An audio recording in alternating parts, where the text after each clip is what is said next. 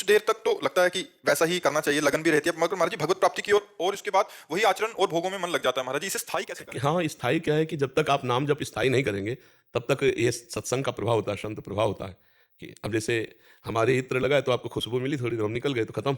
अगर फुआ आप कान में लगाए हो, तो बराबर खुशबू रहेगी ना। तो संतों में जो एक वाणी में, उनके दर्शन में, उनमें जो पावर होता है सत्संग में, वो आपको मिला। अब अगर उसको स्वीकार करके स्थायी बांध लो, नाम पाहरू दिवस निसी, ध्यान तुम्हार कपाट, रात दिन नाम का पहरा है तो और हवा घुसी नहीं पाएगी। रात दिन नाम चलाओ। अगर यही जो वृंदावन में स्थिति है, कलकत्ता और दिल्ली में स्थिति ना हो तो हमें बताना। नाम चलाओ, केवल नाम भगवान का। सत्संग का लाभ वही ले पाएगा जो नाम जप करता है। अब नाम जप बड़ा कठिन है, आप करके देखो। नाम जप की लगन ऐसी लगे जैसे गरीब आदमी एक एक रुपया कमा के रखता है, ऐसे एक एक नाम भगवान का, राम राम राम, राधा राधा राधा, हरि हरि हरि, कृष्ण कृष्ण कृष्ण कृष्ण कृष्ण। अब अंदर चल रहा है, बाहर से काम कर रहे हैं, संसारिक कार्य कर रहे हैं, अंदर ही अंदर नाम चल रहा है। देखो तुम्हें रोना आने लगेगा, जहां हृदय निर्मल होगा रोना आने लगेगा। पर मतलब नाम चलाना थोड़ा कठिन। माया ऐसी धूल फेंकती है कि सब भूल जाए, सब भूल जाए। ऐसा है, घंटों भूल जाए प्रभु को, ऐसी माया है विचित्र। अरे पूरा जीवन का जीवन भूल करके नष्ट कर दिए। ये तो अवसर मिला है सत्संग सुनने का, और हम आप सब बच्चों को धन्यवाद देते हैं कि आप सत्संग सुनते हैं इस अवस्था में। नहीं तो ऐसी पगली अवस्था है ये कि इसमें उद्दंडता ज्यादा सुहाई देती है। मायाकृत विलासिता, भोग, नशा, गंदी बातें ये ज्यादा अच्छी लगती हैं। माया का ऐसा प्रभाव, ये तो बड़े कृपा पात्र जन हो कि आप बच्चे होकर सत्संग सुनते हो, आप बच्चे होकर माया के प्रभाव को जानने लगे हो कि सत्संग का प्रभाव ये और माया का प्रभाव ये। कितनी बढ़िया बात है, आप जानने लगे हो कि ये माया का प्रभाव है और ये सत्संग का प्रभाव है। निरंतर सत्संग का प्रभाव हमारे ऊपर कैसे बना रहे, तो फिर अव्यावृत भजनात्, देवर्षि नारद जी कहते हैं, अखंड भजन का अभ्यास करो। भगवान के नाम स्मरण का, श्वासा श्वासा नाम जप है, दुविधा रहे न कोई। अगर श्वास श्वास में नाम जप कर रहे तो निश्चित भगवद आनंद मिल जाएगा। नाम श्वास दो बिलक चलत है, इनको भेद न मोह को भावे, श्वास ही नाम नाम ही श्वासा, नाम श्वास को भेद मिटावे, रोम रोम जब रग रग बोले तब का स्वाद नाम को। आनंद आ जाएगा। आप चलो नाम जप करो, जो सत्संग में सुना वैसे आचरण उतारो, तो हर समय आनंद बना रहेगा। अभी थोड़ा समय लगेगा क्योंकि पहले मन के पाप नष्ट होंगे, पाप प्रवृत्ति नष्ट होगी। अभी इतनी यात्रा कठिन है, और आनंद जहां मिला फिर क्या कहना, फिर तो मन घसीटता चला जाता है, फिर तो अपने आप लोभ जागृत हो जाता है। बात करते हुए भी वो नशा चल रहा है, वो बंद थोड़ी हो सकता है। जैसे हम आपसे बात कर रहे हैं तो क्या नाम जब बंद हो गया क्या?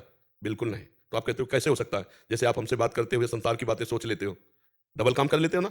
सत्संग भी सुन रहे हो और कुछ और भी हो रहा है, बाजार भी जा रहे हो, काम भी कर रहे हो, लड़ भी रहे हो, हर बातें अंदर शुरू रहती है। आप देख लो ना, इसके ये एक जगह केवल यही टिका हो, एक बिल्कुल इसी शब्द पे, ऐसा नहीं। ये बहुत चतुर है, कहीं ना कहीं खिसक जाता है। तो इसमें पावर है, उसके पावर को भगवान के स्मरण में बात कर रहे हैं, लेकिन राधा नाम का लेखन चल रहा है। तो आपसे बात करते हुए भी हमारा अखंड नाम चल रहा है। तो ये कैसे हुआ? ये अभ्यास से हुआ। करत करत अभ्यास के जड़मत होत सुजान, रस्सी आवत जाते ही सिल पर होत निशान। बढ़िया अवस्था को चक्क भजन करो। एक भाई आए थे कल परसों, उन्होंने कहा कि जवानी भोगों के लिए, बुढ़ापा भजन के लिए, आप भजन के लिए जवान लोगों को क्यों कहते हैं? तो हम कहा भैया हम प्रत्यक्ष उदाहरण देते हैं कि हमने कभी पिस्तौल हाथ में पकड़ी नहीं। अब हमसे कौन निशाना लगाने के बाद तो हम चला भी नहीं पाएंगे। क्यों? क्योंकि हमने कभी पकड़ा ही नहीं, कभी अभ्यास नहीं किया। जवानी भर भोग भोगे, बुढ़ापा में माला पकड़ाओगे, माला चला लेगा, निशाने पे चल लक्ष्य मार देगा वो। अरे जब जिंदगी में, अच्छा अब आर्मी का आदमी है, उसने पिस्तौल का अभ्यास किया जवानी में, तो बुढ़ापे में भी बिल्कुल ठीक निशाने पे गोली मारेगा। अब अपने अभी नहीं मार सकते क्योंकि पता ही नहीं है ना।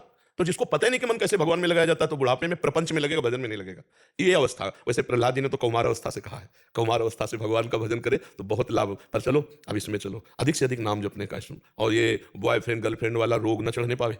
अभी तक नहीं चढ़ाई। अच्छा अभी तक नहीं। अच्छा हाँ, बच्चा बिल्कुल दूर रहना, भगवान बचावे। इसमें बहुत मतलब आंतरिक हानियां हैं, अपवित्रताएं हैं, और एक दूसरे में बहुत तरह के दोष, ब्लैकमेल कर, बहुत तरह की गंदगी उपस्थित हो जाती है, जीवन बर्बाद हो जाता है। ये बच्चों को, ये जो आज का समय चला है ना, इससे बचना चाहिए। बिल्कुल हम दोस्ती करने के लिए किसी को नहीं रोकते। दोस्ती करो, पवित्र दोस्ती करो, गंदे आचरण मत करना, कोई परेशानी नहीं दोस्ती में। बच्चा बच्ची स्कूलों में जैसे पढ़ते थे, कोई परेशानी नहीं। लेकिन गंदे आचरण करना दोस्त का काम थोड़ी होता है। दोस्त का काम होता है गंदे आचरणों से बचाना। हम आपको दोस्त बनाए, लेकिन हम गंदे आचरण ना स्वयं करेंगे ना आपको करने देंगे। कुपंथ निवार्य सुपंथ चलावा, जब कुपथ से हटाकर सुपंथ में चलावे वही मित्र, और जो कुपंथ में चला दे वो तो शत्रु होता है। तो आजकल बच्चे बच्चियां सब समझ नहीं रहे, और बहुत खिलवाड़ हो रहा है। दोस्त बनाया और महीना 2 महीना 4 महीना बाद वो ब्रेकअप कर लिया, और हर दोस्त से मित्रता गलत ढंग से। अब क्या चरित्र तुम्हारा रह गया और क्या चरित्र तुम्हारे दोस्त का रह गया?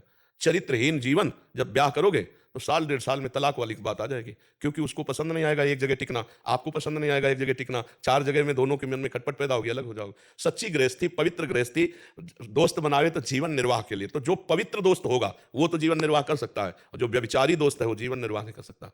तो हमें लगता है नए बच्चों को बहुत इस विषय पर सावधान रहना चाहिए। तब तक संयम से रहो, ब्रह्मचर्य से रहो, दोस्ती करो।